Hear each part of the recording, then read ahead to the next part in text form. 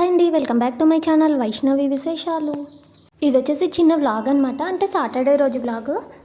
ఈరోజు మా అమ్మమ్మ ఊరైతే వెళ్తుంది. ఇంకా నేను ఇక్కడ వంట చేయడం అయితే స్టార్ట్ చేశాను. ఈరోజు టిఫిన్ అది లేకుండా డైరెక్ట్గా భోంచేస్తున్నాం అనమాట.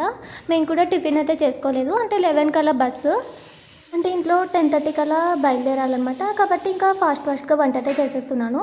పప్పుకి రసానికి అయితే పెట్టేశాను. ఇక్కడ గోంగూర పచ్చడికి అయితే క్లీన్ చేస్తున్నాను. ఈ గోంగూర వచ్చేసి నైట్ ఒలిచి అయితే పెట్టేసుకున్నాను. ఇంకా మగ్గడం అది మగ్గిలేదనమాట. ఇంకా డైరెక్ట్గా అలానే ఫ్రిడ్జ్లో అయితే పెట్టేశాను. ఇంక ఇప్పుడు వీటిని క్లీన్ చేసుకొని పచ్చడి అయితే చేసేస్తాను. ఇక్కడ గోంగూర అంతా కూడా కడిగి పెట్టేశాను. ఇంకా వీటిని కొద్దిగా ఆయిల్ వేసుకొని మగ్గించుకోవాలి. ఇలా గోంగూరని మగ్గించుకొని ఫ్రిడ్జ్లో పెట్టేసుకున్నామంటే మనం ఎప్పుడు కావాలంటే అప్పుడు వాడుకోవచ్చు అనమాట.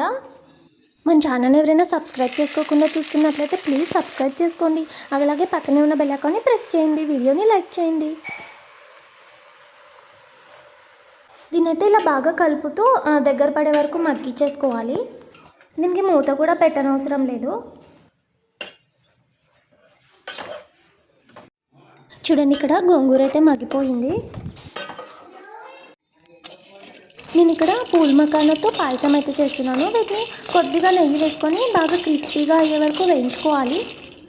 వీటిని ఫ్లేమ్ని మీడియంలో పెట్టుకొని బాగా కలుపుతూ వేయించుకోవాలి, లేదంటే అవి త్వరగా మాడిపోతాయి. చూడండి, ఇక్కడ మకానా అయితే వేగిపోయాయి అనమాట.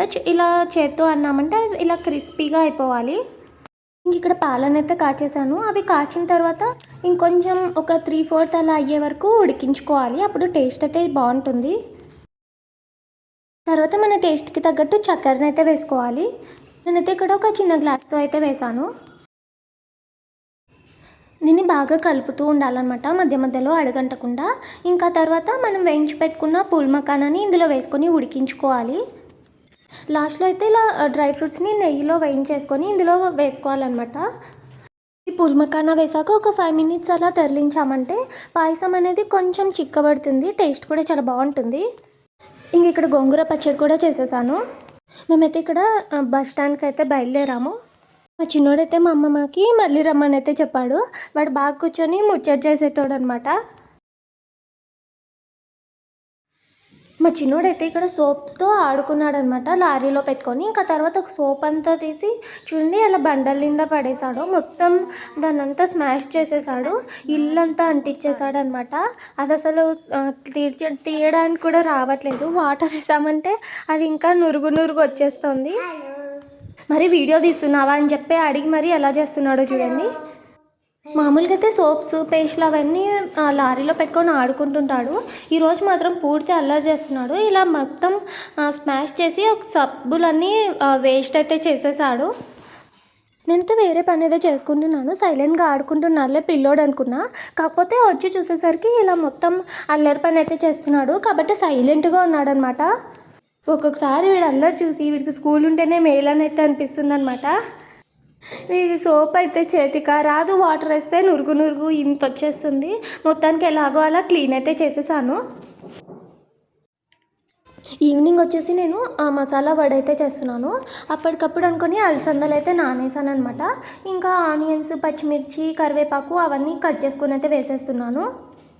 ఇందులోనే వెల్లుల్లిని దంచేసామంటే టేస్ట్ అయితే చాలా బాగుంటుంది. ఇంకా మా పెద్దోడికి అయితే ఎగ్జామ్స్ జరుగుతున్నాయి, ఇంకా కాబట్టి వాడైతే చదువుకుంటున్నాడు అనమాట వాళ్ళ నాన్న దగ్గర కూర్చొని. ఇంక ఇక్కడ పిండి అంతా కూడా కలిపైతే పెట్టేసుకున్నాను.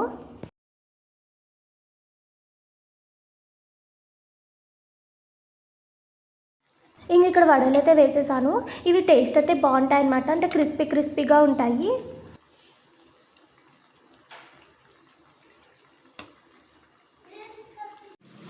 ఇక్కడ మసాలా వడలు అయితే రెడీ అయిపోయాయి. చూడండి ఎంత బాగా వచ్చాయి, చాలా క్రిస్పీగా ఉన్నాయి, టేస్ట్ కూడా బాగున్నాయి.